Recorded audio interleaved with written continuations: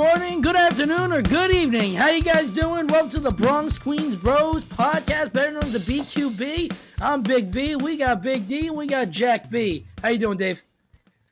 I'm ready to go. I'm fired up. Hey, this is the second episode in 1 week. That's something special for us. That's something special for the fans. Let's get into it. How you doing today, Jack? Doing great, feeling great. We got some exciting topics for today. We got some actually unfortunate injury news that we definitely want to touch on. Then we got some World Baseball Classic. Very excited to discuss that. And then we got some lists that me and V are going to debate. All right, now before we get into that, ladies and gentlemen, this episode is sponsored by one of the best kept secrets in northern New Jersey, Engineering Design Concepts, a small company doing big things. They specialize in product development, manufacturing, and test equipment. If you or anyone you know need assistance in that field, they are the company you need to contact. The link to their website will be in the description below. Now, ladies and gentlemen, we had good old-fashioned Jack B mentioning some unfortunate things that we're going to have to discuss, and boy, can I say, I am so depressed that we will not be hearing any trumpets this upcoming season. Edwin Diaz, if no one knows, injured himself celebrating after Puerto Rico's win over DR last night, and he tore his right patellar tendon or something along the line. I'm no scientist. I don't know the proper terms. I don't care. All I know is my good friend Edwin Diaz, he is out probably for the entire year. Huge blow to the Mets. I'm pissed. I'm sad. I don't know what to do. So, what do you think about this, Jack? This is really unfortunate. I don't know if anyone watched the game, but it was super sad when it happened. He was looking unhittable. He was striking everyone out. He was throwing close to 100 miles per hour. His slider looked disgusting. And then, he gets the final out. And you could tell he did not want to celebrate. He kind of was just over it. He wanted to just get off the field. He just dominated, and he wasn't really interested in the celebration. But his teammates went rushing onto the field. They were pumped up. They beat their bitter rival, the Dominican Republic, who we can get into that. How that was a really stacked team that kind of underperformed. But they're jumping up and down, bouncing up and down. Next thing you know, Edwin just collapsed to the ground. I saw it live, and I sent you a text right away. I was like, I think he's actually really hurt. And you could tell because all the Puerto Rican players are waving to the medical staff. Come here, come here. So I wonder if they either heard something or he went down and he just, was screaming in pain. And it was really sad. Some of the players were crying, So just it was a really tough scene. And I immediately thought of you, V, because I know he's your guy and he's a guy that we've talked about on the first two episodes. So, yeah, really unfortunate for Mets fans, and hopefully Edwin heals up because you never want to see somebody go down, especially like that. Yeah, it was funny because, Jack, when you sent that text, it was in a group chat with the three of us. The last text you sent was, "That looks really bad, dude." And then we just heard nothing from V. You knew he was just over there sulking, concerned. And now the only trumpets I'm hearing right now are the classic wah, wah, wah. And it's not good. B, why don't you get into it a little bit? Let's really break this thing down because this is a huge blow to the Mets. Tell me how you think it's going to kind of shape up the Mets season. What's going to happen? Who's going to step up? Well, that's a great question. So, there's no replacing the guy who had arguably the best relief pitcher as a pitcher last year. He had one of the greatest seasons out of any relief pitcher in baseball, and you can't really replace that. You can't replace the numbers. You can't. That's not going to be possible. So I'll tell you this though: the Mets do have some great options in the back of the bullpen, and David Robertson, Adam Ottavino, Brooks Raley. I really like Drew Smith. I think he's got a good chance to really step up in a big role here. But I'm going to mention some other injuries the Mets are dealing with in their bullpen is Sam Coonrod. He has a high-grade lat strain, so he's probably out for quite a bit of time. And then Bryce Montestoca, a guy who I really like his arm for the Mets. He's got some electric stuff. I mean, he's got some run on a 101-mile-per-hour fastball like I've never seen. He's shut down 3 to 4 weeks of stress reaction in his right elbow, so he won't be coming back anytime soon as well. Um, so I don't know. The Mets today have reported that they're very interested in Zach Britton. He's a solid lefty. Pitched for the Yankees recently. He's good. Listen, as I always say, you can never have enough pitching. You can never have enough arms. So if we can get another arm that's proven to be a very good pitcher in Major League Baseball, it'd be great. Now, the way I think we can get into this is discussing who's going to be taking the ninth inning for the Mets this year. And I'm wondering, we haven't heard from Buck Showalter yet, from my understanding. So I'm wondering if it's going to be closer by committee until someone just takes a job. If they're going to give it to David Robertson off the bat. I'm very curious. I don't know. It's going to be a good seeing how the season plays out. I think the Mets are still going to be a good team. It's just a big blow, and it could end up costing us some wins. Yeah, it's a super big blow. If I had to guess, Buck, more of an old school guy, I assume he named someone the closer until they either struggle and my guess would be Robertson, just because has experience in that role. But as we've seen though, I mean, Buck did a very non-old school thing last year, pitching Edwin sometimes in the eighth when the heart of the order was coming up. So yeah, who really knows what he's going to do? And just, like you said, a big blow to the Mets, and hopefully they could figure something out, because that's definitely was not in their cards for this year. Oh, it's just brutal. I think this event opens up an interesting discussion about the World Baseball Classic as a whole. A lot of players avoid participating because something like this could happen. Let's talk about that a little bit more, but before we do, why don't we kind of go into where we stand with the World Baseball Classic right now? So let's just talk about what's going on. Yeah, sure. So on Wednesday, Cuba beat Australia, and that was the quarterfinal one. Then we had this morning, Japan beat Italy 9-3, and Shohei Ohtani pitched. He threw 102 miles per hour. He actually gave up 2 runs, but he also had a hit, so he had a nice game. The U.S. qualified for the quarterfinals, beating Colombia last night. Mexico ended up beating Canada, so they advanced as well. And the U.S. is going to play Venezuela in the quarterfinals. How are we feeling about that game, Veton? I know Venezuela looked like one of the best teams in this tournament. So far, they're 4-0. Well, excuse me. I think both teams have the same problem, in my opinion. It's pitching. And I think both teams are more than stacked offensively. So if I were to guess, it's actually going to be a slugfest. I would be shocked if I see a pitching duel. We already know what my take was, that USA is winning this all. So we already know who I think is winning this game. But it's going to – I don't think that's going to be a low-scoring game. I think it's going to be a very high-scoring game. I'm very intrigued to see how the game plays itself out. I just don't think Venezuela has many good arms. That can Martin Perez threw. Do you happen to know who's starting for both teams by chance? I would assume Martin Perez. He pitched that first game against Dominican Republic. Okay. That's the game's on Saturday, by the way, guys. So okay, if you didn't know, U.S. Venezuela 7 p.m. Saturday. Is Wayno pitching for USA? I hope not, but it probably is going to be. It's probably going to be him, or Lance Lynn looked really good. I liked when he pitched. He did look good. I don't know, unless they go to the pool. I'm not exactly sure who else are our options even. Like Merrill Kelly yesterday did not look good. If you guys watched that game, he really didn't look that good. But the bullpen looked good. Granted, we were playing Colombia. They don't really have star power, that much talent, right? They just have Gio Urshela, some other guys, but they don't have like the star-studded power that a lot of the other teams. Oscar Mercado too from the Guardians, but yeah, not the stars of Venezuela. So no, it'll be interesting, and we should talk about this too. We did touch on it. Puerto Rico beat Dominican Republic, and it was very shocking because the Dominican Republic was one of the favorites heading into this tournament. They had a really stacked roster: Julio Rodriguez, Juan Soto, Teoscar Hernandez, Ketel Marte.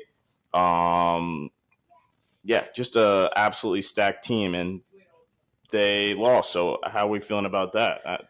or do you think they underperformed? Or Well, I think they seriously just became choke artists at its finest. I mean, that was bad. I mean, those are some big time hitters, and they're not hitting anything. I mean, yeah, it was crazy. Who was the player that showed up? Soto? Soto played really well. I don't know if you saw Julio actually let a ball. There was like a bit of a short hopper, and he let it just completely past him. And Lindor got an inside the park, I guess, home like run, a little league home run, Yep. pretty much. Yeah, Yep. it was kind of shocking. And I guess a lot of that team is young. I know they have Cano and Nelson Cruz, some vets, but I don't know. It just seemed like they're pressing a little bit. It was very odd to see because just the amount of talent, but. Yeah. To be fair, some of those guys haven't played on big stages like that, and that's a lot of pressure. Well, especially Julio's like 22. He's 22 years old. He's as old as me. It's ridiculous. But you're playing against people, like a lot of people for your country, so you're trying to, do everything you can, and you're obviously proud, and you want to win so bad. I think you put a lot of pressure on yourself, and Sure. Yeah, unfortunate for them. And they had Sandy Alcantara pitch, and they lost to Venezuela with the NL Cy Young. I mean, just kind of crazy to think about. So, yeah, who knows? And, that's a crushing defeat. Manny Machado, too. I didn't even mention him. Wander Franco, too. Willie Adames didn't even play that much. Like, that's crazy to think about. He's one of the best shortstops in the MLB. Didn't even play that much. Rafael Devers struggled. Just really unfortunate. They just weren't playing to their potential. It's a shame. Yep. Yeah, absolutely. Jack, I like the point you brought up, and you have to say they're underperforming, right? Because you talk about like how they're trying to make their countries proud, and they're trying to play at the best they can. So that brings me to something I wanted to ask you guys. Kind of mentioned it a little bit earlier. After this whole Diaz thing, there's a lot of people going on Twitter being like, these World Baseball Classic games, like, they're meaningless. Why are players getting hurt? Why are players celebrating? Do you, Jack B and Big V, think that the World Baseball Classic is meaningless? We'll let V take this one first because his closer was the one that's now out for the year. So I want to hear his take. Man, meaningless is that's a tough word. I don't think it's. No, I'm gonna say it's definitely meaningful. I mean, it's not the World Cup. It's not that big, but I think it is a big deal for baseball players. It's the World Cup of baseball, and I think these guys. I mean, I'm gonna just go to Nicaragua. They had a guy, the 21-year-old, struck out a couple guys, big name guys. Now has a minor league contract with the Detroit Tigers. This is a big deal for a lot of players, and I wish like they could nail down the timing. Like, if there was some way where they can make this a mid-season and do like a break, something. Like, instead of like every 4 years, instead of doing the All-Star game, which no one freaking watches, create a break in July. Like a 2.5 week break in July. So every pitcher is ready to pitch. They want to shorten this. Baseball wants to shorten the season anyways. They want less games. So screw it. You want less games. Way to make this work for everybody. I don't know. That's just my idea. I don't think it's meaningless. Damn this. I mean, oh man, it sucks that Diaz is hurt, but it was awesome watching him play. It's awesome watching Lindor play. I love that. I think it's so cool, but it sucks. And Jack, you said it, I think on the first episode, or you said you're worried about pitchers ramping up too quickly. Yeah. And like, I hate to say it, but you freaking, like, you said it, you called it, and it's a shame. Because you know what's funny? If it was just some, not to just knock any other relief pitcher down, but if it was just some average Joe relief pitcher, it's not that big a deal. But because it's one of the bigger names in baseball, it's causing this big topic of controversy about what the point of the World Baseball Classic is. And you know what? It sucks that it was torn and they were celebrating on just pool play. It wasn't like they won the whole thing. You can get nitpicky and all this stuff, but, I mean, the way the stars aligned it wasn't meant to be for now, I guess. Yeah, you make some good points, V. I also think what sucks even more is that he got hurt. Like, I think it'd be more understandable or as a Mets fan, you'd be able to cope with it better if he got hurt playing, right? Or like he went for a ball and hurt himself, right? but he hurt himself celebrating. Like, he did everything right. He didn't ramp up too quick. It was nothing like that. It was like his teammates bouncing up and down with him that ended up hurting him. So I think that's unfortunate. Another thing I want to say about this kind of debate that it was really mostly Mets fans I saw on Twitter that were saying, we got to get rid of the WBC. It's stupid. And some journalists as well were piggybacking this because Freddie Freeman ended up getting a leg injury as well. I don't think it's going to be nearly as serious as Edwin, but I think it's extremely subjective. Like, obviously, maybe not to us. We don't really care about the WBC. We do, but as a country, the U.S. probably doesn't as much. But some of these other countries, this is their thing. Like, there was interviews with all of the Dominican Republic players, and they were saying how this to them is more important than winning a World Series. And you have to take them on their word. Like, why would you want to, take away something that means so much to them? And even if it doesn't mean a lot to us, it's still important to them. So, I don't know. I don't know. If you're that concerned about it, then I guess you got to start with minor leaguers, or more players just have to start saying no, or they have to put it in their contract where, if you get hurt, then you don't get paid. I don't know what the right thing to do is, and I don't think they could do it in the middle of the season. I think that's a good point, but I think the Players Association would have a tough time doing less games. I don't think that, like the MLB Players Association, one of the strongest players associations in professional sports, I don't think they're going for less games at all.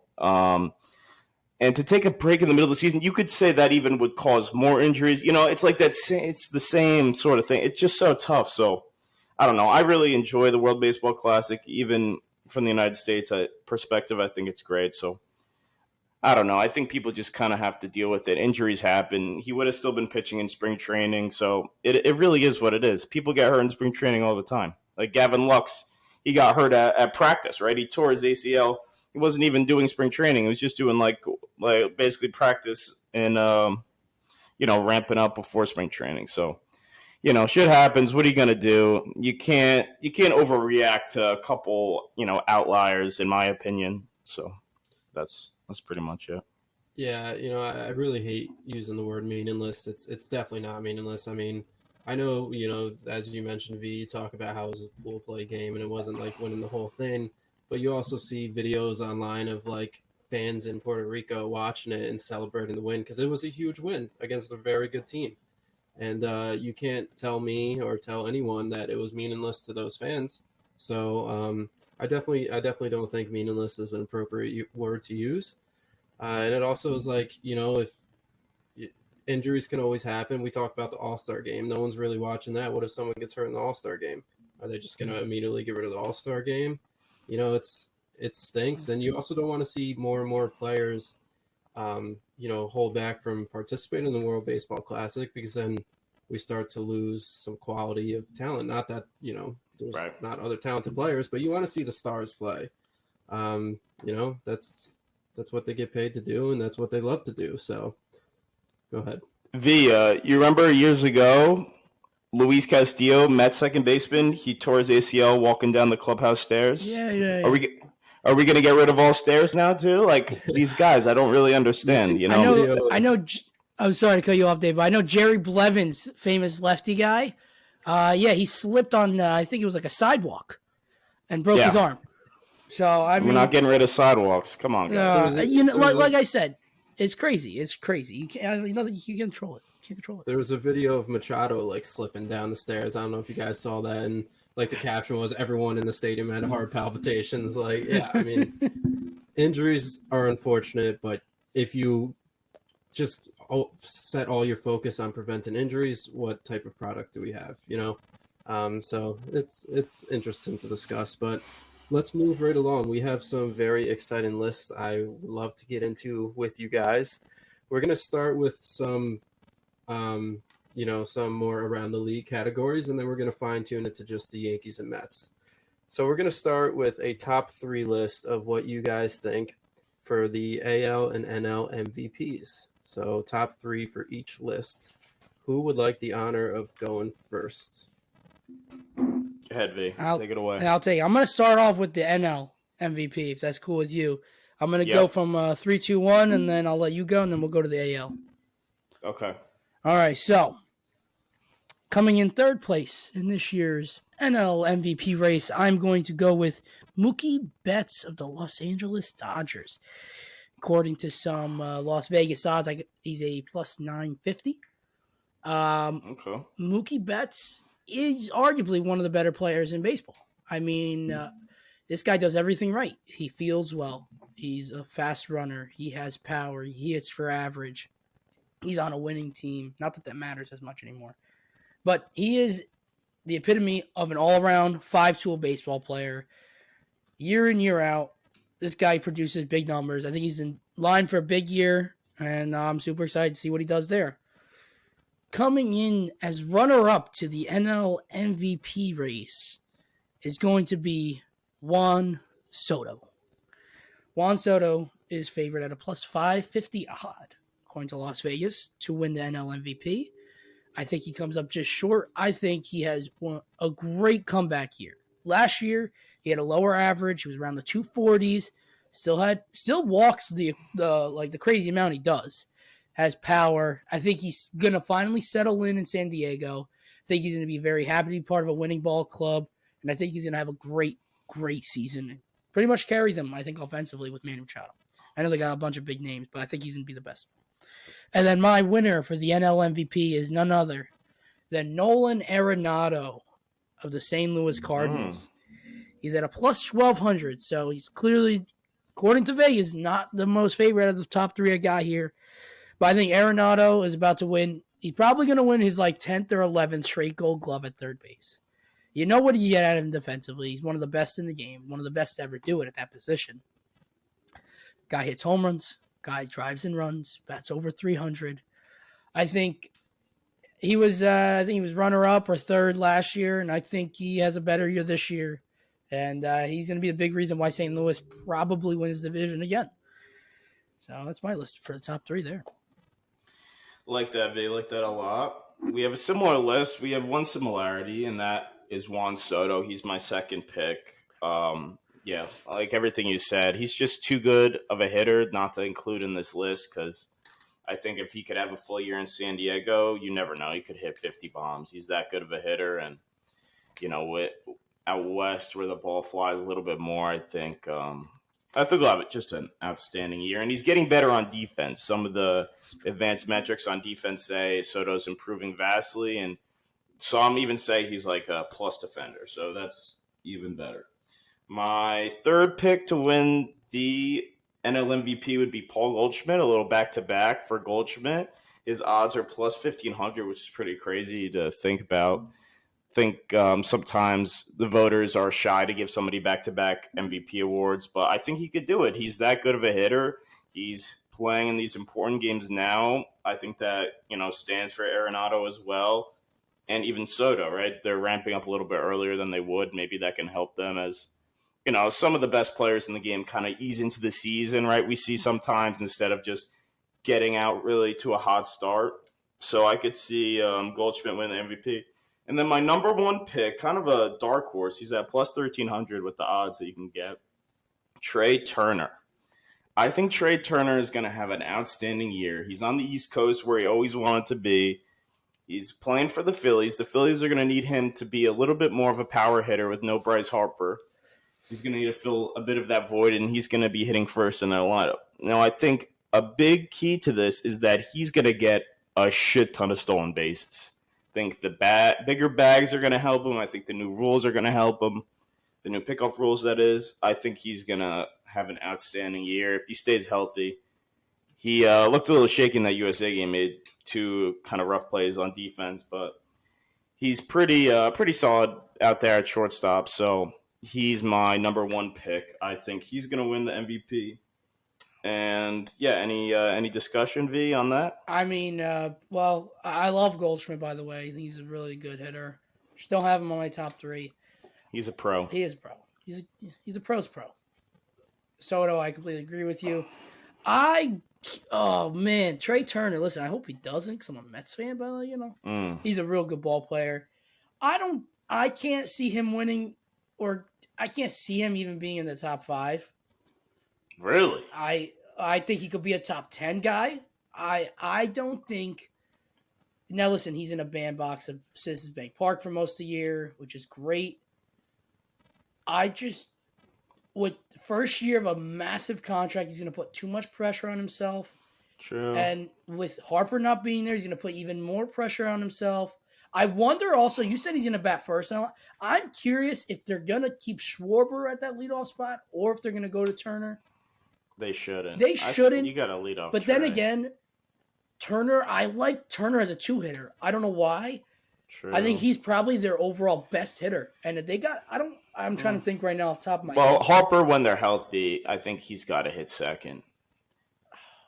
I don't know. It's tough. That's a tough way to make their lineup. I would love to have Harper behind Turner and then have Schwarber protect Harper. Yeah, but then they probably don't want to do that because lefty, you know? It's tough. You don't want 2 lefties in a row. Then I don't know. Who do you have to protect Harper? I feel like you'd want your best power hit on the team. Hoskins? He's Husbuns. I mean, it's just... I don't know. I think he could steal like 40 bags this year. I agree, but the thing is, I also think there's going to be a lot more players stealing a lot more bags, and it's going to kind of disvalue it. Unless he were to go out and steal 60-something. Right. Which I don't doubt he can. It's just, he would have to be at the next extreme. Right. What if he hits like 25 bombs, hits around 300, and drives in, let's say, like 85 runs, and then steals like 45 bases? I think that's... He'd have to play elite level defense to be in the talk, in my opinion. Yeah. Or like, what if the Phillies end up? I mean, I know standings don't really matter for MLB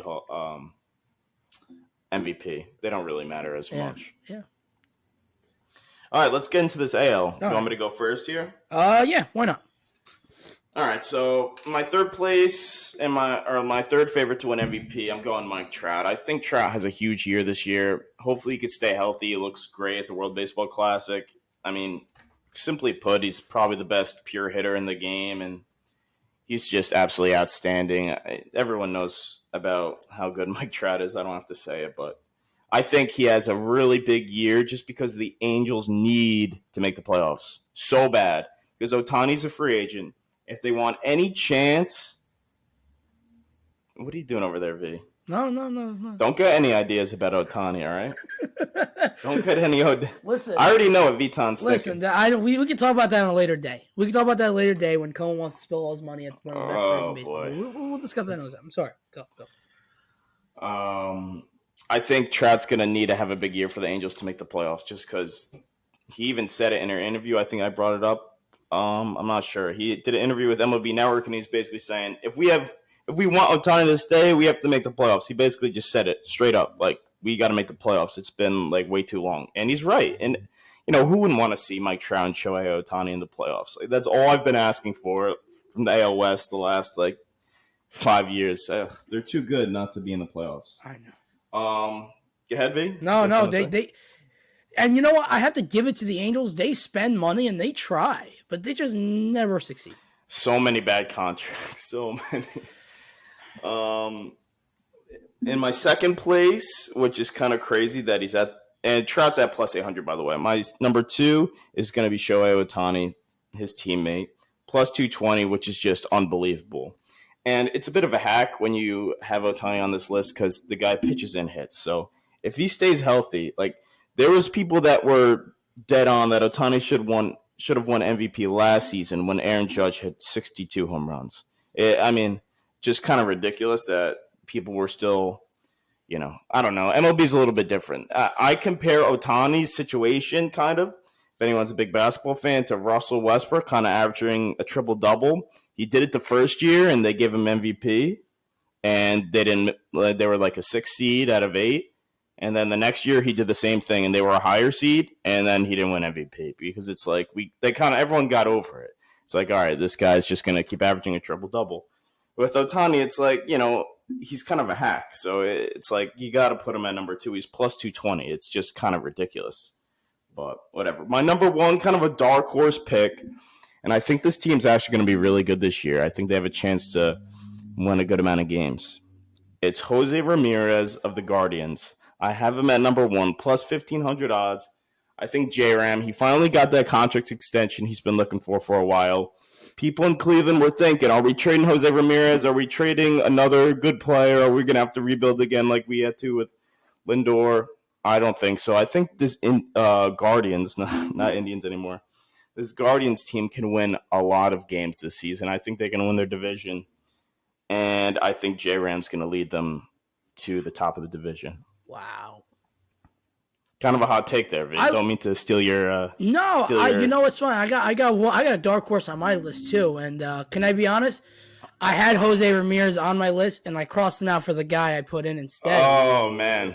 So okay. On my notes pad, I have him crossed out. So like he's right there. Know what else? No Aaron Judge on my list, and that's no disrespect to my GOAT, but I don't know. Ohtani's just a hack. Like, you have to include him. You have to include. I'm assuming you have him on your list. It's just like, I don't know how you don't put him on the list. And Trout, I think, is kind of in a pressure situation where he has to have a good year. So I think Judge would come in fourth for me in this. I don't have Judge on my list either. And can I be honest right now? There is a serious case to be made that Ohtani should have won MVP over Judge. No. In my opinion. No. My opinion. I don't care that the man is a hack. No. The man does stuff we haven't seen in 100 years. I don't care that he just did it the year prior. He keeps doing it. It's not like it was a one-off. Can I ask? I'm not going to get it. I want to get into it. Let me pose a question to Jack as the Yankees fan here. Sure. When we talk about, I think a lot of the debate comes upon semantics of the words most valuable. What do you think is more impactful, removing Ohtani from the Angels or removing Judge from the Yankees? If Aaron Judge was not on the Yankees last year, I think they win 76 games. I'm not even kidding. What about? Did you watch them? If you watched them in the second half of the year, you would understand Aaron Judge was carrying them. He was carrying them. I mean, it's just clear as day. I don't know what else to say. The Angels were just, in my opinion, you have to be a decent team. You can't be a fourth place team, they were a third place team, but I don't know, man. The guy, he played 157 games out of a 6'7" guy. He hit 62 home runs. He had 131 RBIs. He stole 16 bases. He led the league in walks. Like, he led the league in on-base percentage, and he hit 311, V. You're the one that says, oh, no one hits 300 anymore. Aaron Judge hit 311. He almost won the Triple Crown. If he didn't cool off in the end of the year, he would have freaking won the Triple Crown. He had a 1.1 OPS, V. Come on, bro. Let me be. I'm not downgrading what Judge did. It was historic. Okay. But record breaking. All right. Record breaking. So any year Ohtani has a decent pitching and hitting year. So let's say Ohtani this year has a 3.8 and hits 28 home runs. Is he going to win MVP again? Because was last year a average year? I said hitting he wasn't as good as he was the year before. Okay. He was better pitching. He was, but he still was, I think, a well above average hitter. Now, the only reason I'm arguing is if you were to look offensively strictly, Ohtani's not even an MVP conversation, in my opinion. Yeah, no, I get it. That's part of the thing. The thing is, the definition of MVP is most valuable player. How can there be someone more valuable that can be an ace of a staff and also hit 40 home runs? Right, but this is my point. So he's going to be the ace of the staff for the next, let's say he just stays on the Angels. He's going to be the ace of the staff the next, 7 years? And he's going to hit 25-plus bags unless he gets hurt. So is he going to win 7 straight MVPs? I mean, if he does it year in and year out, how do you not pick him? There's a reason he's... But don't you see the problem in this? What is the problem? The fact that there's there is a generational type talent? Valuable. Like, he just does stuff that no other player in baseball does. All right, but you could say the same thing. Aaron Judge last year did something no one else has done since Roger Maris. And then no, like he was the best. That you could argue that's the best hitting season of all time. You could argue that, or the best clean, like no steroid season of all time. You certainly could argue that, but what you can't argue is that Aaron Judge was last year's MVP. V, let's get into your list. Well, who you got? So we'll go for my third pick is actually Mike Trout. I'm agreeing with you there. I think Trout's gonna have a fantastic year. One of my favorite players to watch on the right side. I love his swing. He's at a plus 800 odds in Las Vegas. My dark horse for second at a plus 3,500 catcher from Baltimore, Adley Rutschman. I was thinking about Adley. I think Adley Rutschman is about to become the best catcher in baseball, and I think this guy's about to be in line for a special season. And I think he's going to carry the Orioles into a playoff berth. Hot take. Yeah, see, this is my thing. I don't mean to interrupt already, but I think people are too high and mighty about the Orioles already. I know they had a good year last year, but I think people just need to pump the brakes. I think they're going to be good. I just don't know about playoff good. And I do think Adley is that good. Like, I think he could win MVP, definitely. I don't think that's a crazy take. But leading them to the playoffs, I don't know about that. But keep going, V. And then, I'm a betting man at a plus 220. We all know who's number one. It's Shohei Ohtani. This guy does everything right in baseball. He's a beautiful-looking man. He hits. He pitches. He does everything right. He is my top pick. Hey. Another thing, V, one more thing I'm going to say about this Ohtani Judge thing. If you care about WAR, Judge had a better WAR than Ohtani last year. And I do. Listen, all I said, and you can quote me, I said there is a very good argument to be made about picking Ohtani. I didn't say if I agreed with you or not. I'm just saying there was a very good argument. What do you think? Like, I'm arguing hypotheticals? Can I plead the fifth? Can I plead the fifth? All right, fine. Fair enough.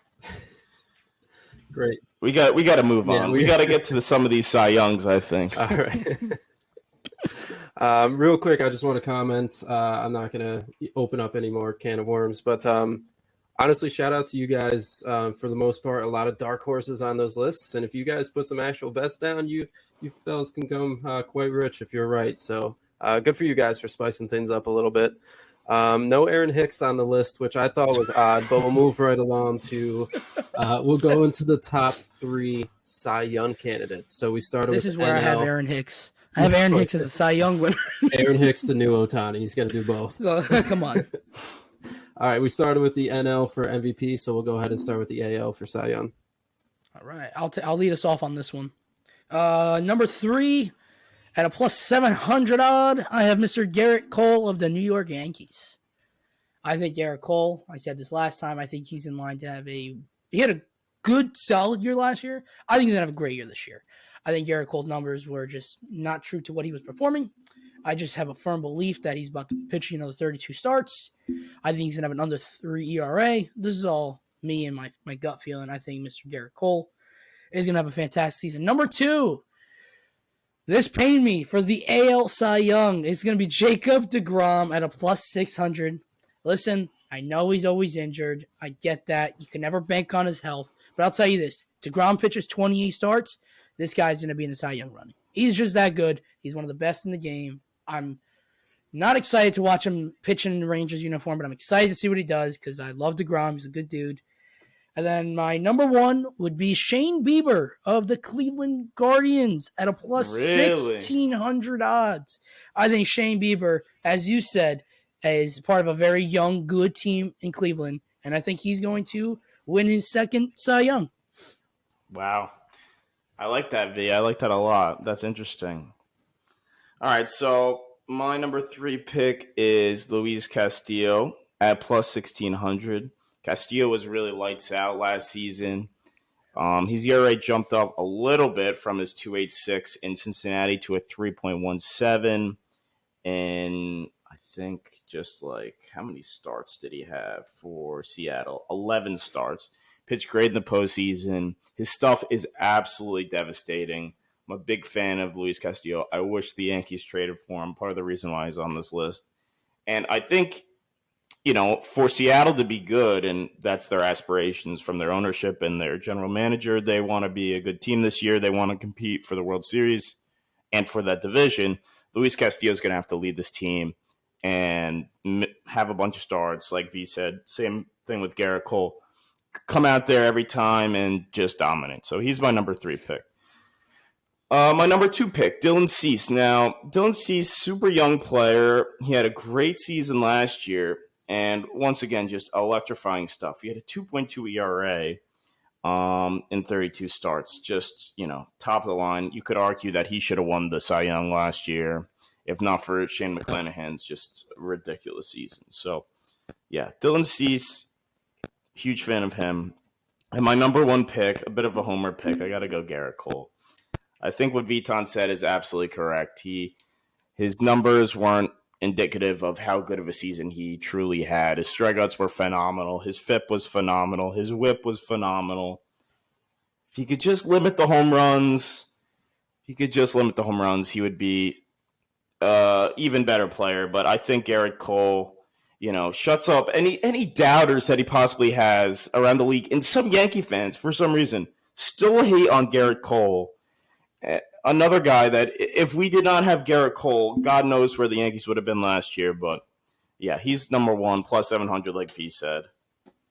Any complaints, V?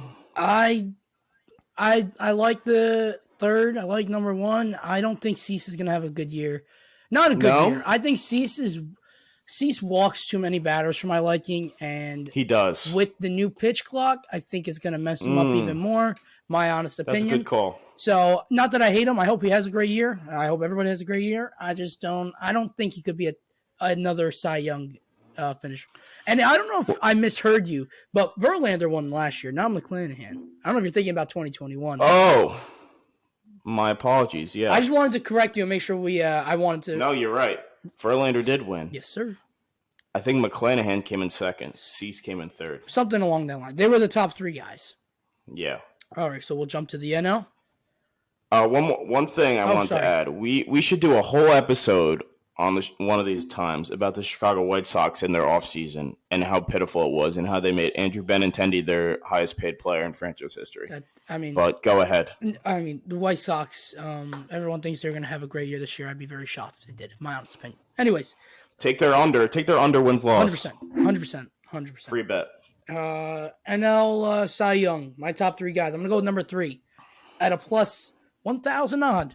Spencer Strider of the Atlanta Braves. Damn, V. Guy came out of I watched him pitch against the Mets, and I'll tell you this guy's electric.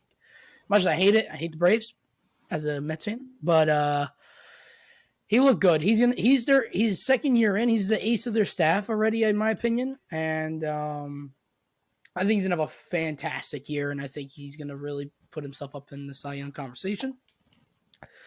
Number 2 on my list, I have Zach Gallen at a plus 1,600 of the Arizona Diamondbacks.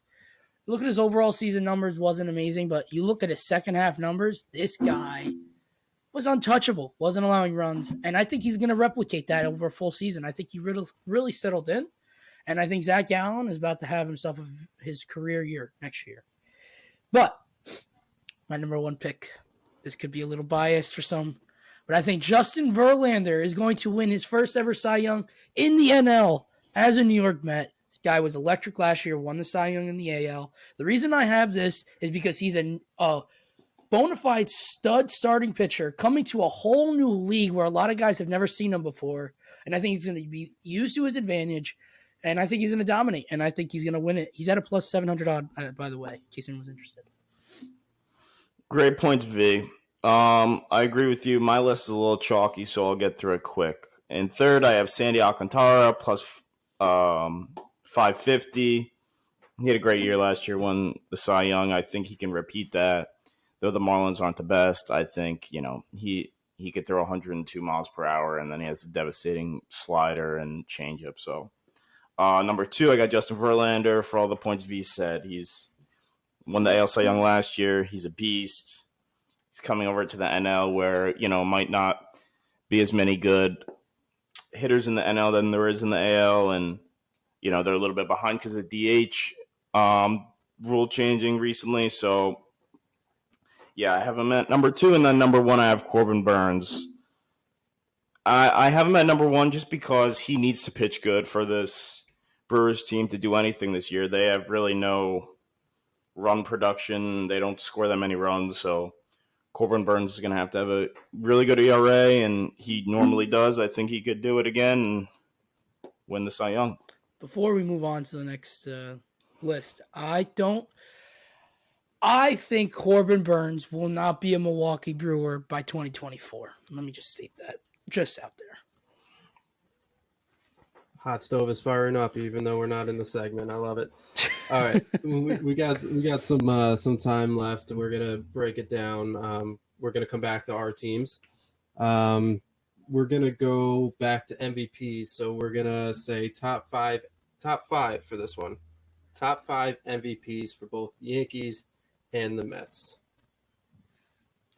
I'm gonna start off with the Yankees, if that's okay. Ooh. Sure. How about you give your Yankee list, and then I'll give my Yankee list, and then Mets. Okay, that works. So I'm going to go from number 5. I'm going to throw young stud shortstop Anthony Volpe at my number 5.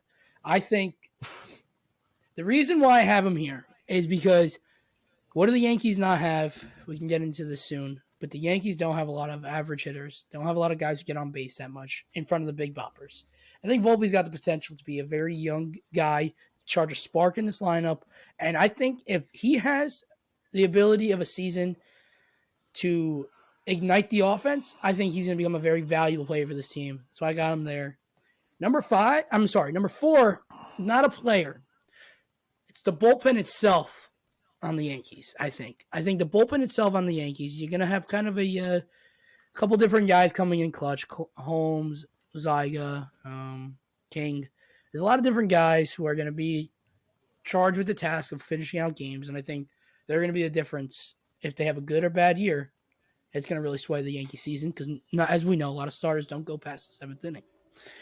At number 3, we got good old-fashioned lefty Carlos Rodon. I think Rodon, if he stays healthy, he is the second ace to this rotation, and he is a second ace going into a playoff series with Garrett Cole.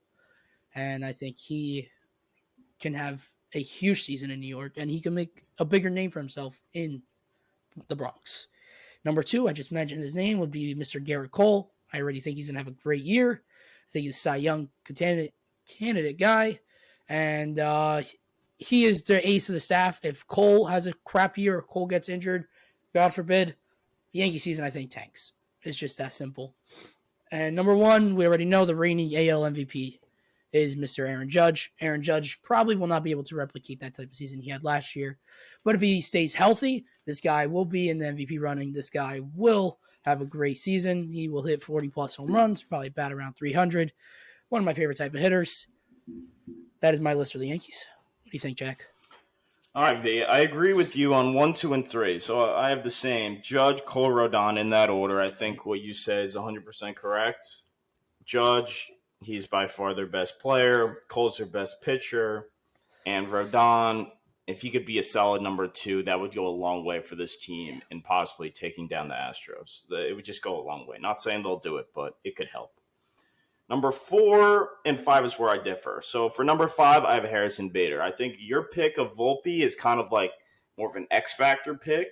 It's hard to say that he's super valuable to the Yankees just because I've never seen him, play for the Yankees. But I love Volpe. I want him on the roster. I want him to start. Like, he's so good. I already know. But I'm putting Bader. He plays crazy center field. He was so huge for us in the playoffs last year. Does get on base at a good clip. He's not the stereotypical average center fielder, speed guy, but super fast, can hit for some power, and yeah, he's just an overall great player. I like Harrison Bader. And then number 4, I'm going to go Nestor Cortez. And I say this is an interesting pick, a bit of a hot take, I'd say, V, but I think Nestor is huge for the Yankees just because if he can replicate the season he had last year, staying healthy throughout the year, pitching that many innings that he did, pitching in the playoffs and pitching well with the great location he has and, just his herky-jerky motion, he's rocking out there on the mound. I think that could go a long way. I think pitching for the Yankees is so key. And having two good lefties like that in your rotation, I think is just super good for the playoffs. And yeah, dude, Nestor's awesome. I fucking love Nestor. Nasty Nestor. What can I say? That's a good pick. I He's like my that. guy. I like that. Hey, before we go into the Mets, V, you got the button close by? Can you bring it up to the mic real quick? Where was Aaron Hicks? Such bullshit, guys. We're an Aaron Hicks show. He's a friend of the show. Great guy. Honorable mention. Honorable mention. He was sixth. He was sixth. The list was top 5. If only we did a top 6 list. All right, let's get into the Mets. Jack, you'll kick off the Mets list for us. Yeah. Okay, so this is my top 5 Mets. I'm not sure how I did on this list, V. You're going to have to grade my list. It might be a little bit crazy. But number 5, I have Brandon Nimmo. You like it? Okay. Brandon Nimmo, I think he's a great center fielder. I don't know if he's worth all that money that he got for that contract, but I thought it was important that they brought him back. You know, he's a good top-of-the-order hitter, hits for contact, can provide some pop from the left-handed bat. Yeah, he's just a great player. I think he's a professional. He's a little speedy. You know, good player. Number 4, I have Pete Alonso. And I really would not have Pete on this list, but I think he's that important to the Mets. He's really their only true power hitter. They need him. They need him to hit 35-plus home runs and drive in 100 RBIs. He was so good last year. What concerns me is when similar to Judge early in his career, when he's bad, he's just so bad. Like, it's like he doesn't know what he's doing. And he's also not a good first baseman. And he plays first, right? So it's hard to assess the value of a first baseman. Part of the reason why I kept Anthony Rizzo off my list. Even though he's a great defensive first baseman, it's like, you know, I think Bader's more valuable because he plays a position like center field. Okay. Number 3, I have Francisco Lindor. Lindor, I think he's the top 3, 4 shortstop in the game. I think he's a great switch hitter. He's going to need to hit for some power for the Mets to be good, I think. But he can hit for power. He's got the speed. You know, I think a full 5-tool player. And that's don't get ahead of your skis there, V. But I think I love Lindor. His days with the Guardians, man, he was just so good. I wish he could turn back the clock and hit some of those home runs for you guys. But we'll see. We'll see. He was better last year than he was the year before. Number 2, I'm going Justin Verlander. So that means number 1, I'm going Max Scherzer. So the reason I did it this way just is because I think Scherzer at his best is better than Verlander. But I think Verlander is more consistently good, if that makes sense. I understand. There's no big slopes of performance. Right. I think when Scherzer's on, he's like unhittable. He's ridiculously good coming at you with that windup. He's really not as much of a horse in past years, but he's the real deal. I'm a big fan of Max Scherzer when he's on. But when he's off, he can get hit a little bit. He can. Now, Verlander, I'd say, is just more consistently great, you could even say, because the guy's just unreal. But, yeah, I have them in that order. I was debating back and forth, but I think Scherzer's a little bit – he's also younger, so maybe a little bit more valuable. What do you say, Vinny? I have them flipped. They're my 1-2. I have them flipped for this one reason only. Verlander is replacing DeGrom, and I think he's going to perform at that level. I think he's going to replace one of the best pitchers in baseball. And that's the reason. That's mainly the only way I decided that. Scherzer wasn't replacing anybody. He's just coming and doing his thing. Number 3, I have Lindor. I think Lindor will end up in the top 5 for MVP finish. That's my hot take right there. Okay. I think Lindor is actually going to tap back to that 25-plus home run power. Last year he drove in 100 runs. He plays Gold Glove defense. He's one of the better shortstops in the game. Number 4, I have Big Meat Pete. I got Big Pete. He's on this jersey, actually, guys. I don't know if you can see the number anywhere. No, of course not. It's on the back. So I think Big Meat Pete is the anchor of this lineup. I think if Pete goes, the lineup goes because he drives in so many runs. I agree with you. He does have some valleys. I think last year he got better at getting out of slumps quicker. Because his average ticked up. I think with 2 strikes, you realized he was really going the other way more, and I feel like he's going to try to improve on that even more. Is what I'm hoping for. I think he's actually going to get very close to 50 home runs this year as well. I just have a feeling on that. And number 5, this is where I'm going to pick some guy, and the reason is I probably wouldn't have him on my list normally, but it's going to be David Robertson. I think David Robertson is about to take the closer role from the get-go, and I think he's going to be very valuable to his team. He's going to be the new closer with Diaz out, and he's going to be a big, important part of the club.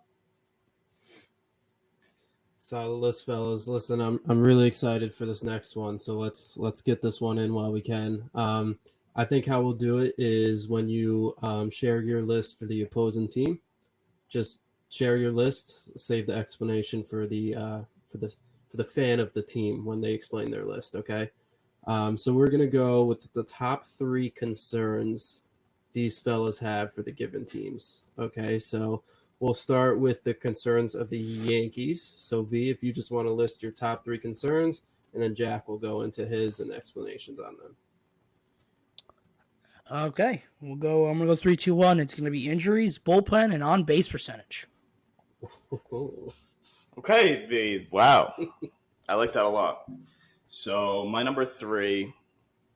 Can I go for the Yanks? Yeah. Okay. My number 3, injuries, health. Yankees got to stay healthy. 100% agree. They're already not getting off to a great start in that respect, as we've seen, as are the Mets. Number 2, bullpen. Right there with you. Bullpen. They're going to have to acquire somebody. I mean, it just seems like there's multiple holes in this bullpen. They don't really – Wandy Peralta is a good lefty, but seems like they're going to need another left-handed pitcher out of the bullpen. Number 1 concern, as the Yankees fan, for the Yankees in the 2023 season is – and I can't believe you missed this, V. I'm kind of disappointed. The Houston Astros. Come on. Well, come on now. The Astros are they just own us. I mean, it's that simple. Well, if you got your OBP up, maybe you could destroy the Astros. Come on, 2-1. Get on base. Stop striking out. Oh, damn. Maybe, but yeah, I'm scared of the Astros. So as are most teams. Solid list. Let's go into the Mets. Jack, why don't you give your top 3 concerns, and then V will go into yours. 3rd is closer, just the closer role, what that entails. 2nd, power. Where will that power generate from outside of Pete? Will they acquire another guy? You know, what are we going to see there? And number 1, pressure and expectations. Ooh, I like that. My list is actually very similar to yours as well. I like the pressure thing because as having the highest payroll ever in Major League Baseball history, everyone's going to expect they're going to win.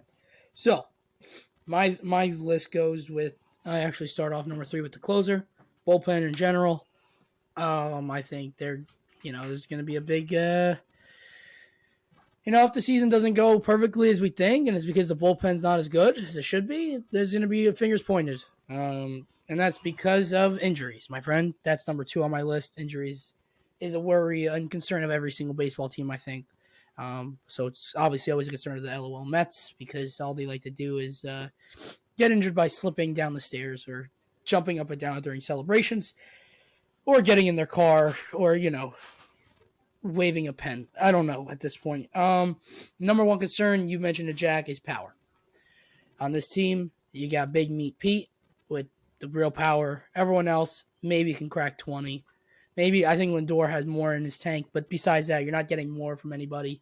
So they're going to rely a different way in the offense. They're not going to have big boppers, especially not like the Yankees do. That's really it. I mean, I would have loved, I'm going to bring it up. I would have loved Carlos Correa on this team. I think he's that power bat. He's another 25 home run guy. They They don't have that anywhere, and they don't have that coming soon. Like Brett Beatty, I really like the kid. I think maybe he could hit you 15 to 20 though. I think he's an average guy. Francisco Alvarez, on the other hand, I think he could be a nice 25 power guy. I just don't think they're going to start him yet. And then Ronnie Mauricio, I think that guy's got a lot of home run potential. I'm talking 30 plus. He's just not going to make the team yet. So you're just wondering how they're going to play it out. I'm very concerned. I'm very excited, though. I have a lot of hope for this team. I think this team is going to win something. I can't say division with the confidence because the Braves exist. I'm not too worried about the Phillies winning division. I think the Phillies are a very good team. I think the Mets will probably end up winning a wild card spot, though. And hopefully, if miracles means miracles, we can get the trumpets for the playoffs. That's all I'll be so happy for that. All right. I really, again, great list. You guys kill it as always, but I really wanted to rush you through your list so that I could do one real quick. Let's go, Dave. I have another concern list. My top 3 concerns of our show. Okay. Number 3, Aaron Hicks leaves, and we don't get to talk about him. We'll talk about him. Number 2, no trumpets all year. No trumpets. Nothing for Jack to be upset about. It's bullshit. And number 1 is your guys' overall mental health as this season goes on, because I've already seen you two be put through the ringer. I'm going to enjoy all the successes with you, and I'll be here for all the downfalls. But I am, as my friends, I am worried about you guys. So hopefully we have a good season. But thank you, everyone, for listening. Thank you, too, for putting on a great show. Hey, V, they can find us on Twitter. They can find us on Twitter at BQB Podcast. And, Jack, we're on Instagram? We're also on the gram, BQB Podcast. Heck yeah. And we're on Apple, Spotify, and all these services. Dave, don't forget about the Talk. We're also on the Talk, BQB Podcast as well. Us on TikTok. That's right. Everyone follow the TikTok, all the socials, and listen to us wherever you get your podcast. Thanks for listening. Hope everyone has a great day, great night, and we'll catch you next time.